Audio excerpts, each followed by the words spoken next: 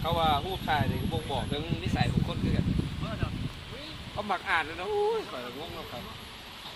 คือแต่บ่อาย อ้าวกูเป็นคนยืนถ่ายแล้วนี่นะ เป็นยังง่อยเขาลบซุ่มซ่ามแบบเป็นประจำ พี่แน่มาพี่แน่มาพี่แน่ กูเป็นคนเลยถ่ายโห รีคอร์ดเมื่อกี้นี่แอดเวนเจอร์สุดๆเลยบุคคลมันจะมาฮอดเบิ่งสภาพเปียกโซบเปื้อนหลาย คันเมื่อกี้นี้คันมีกล้อง GoPro เลยมันเห็นหมดละ How do you feel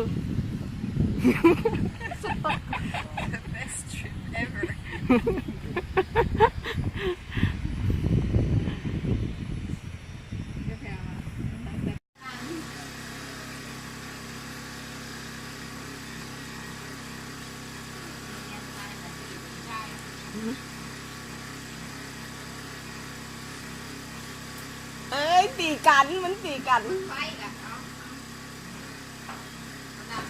คือจะมีการ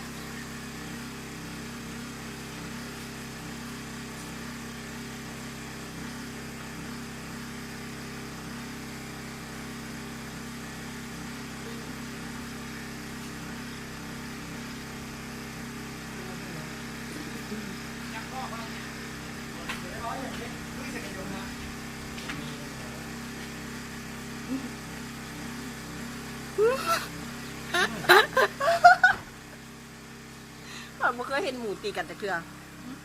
คิดกัน เออ เอาหัวฟาดกันอยู่ อ่ะเท่าไหร่ฮะใกล้ๆแม่ตรงนี้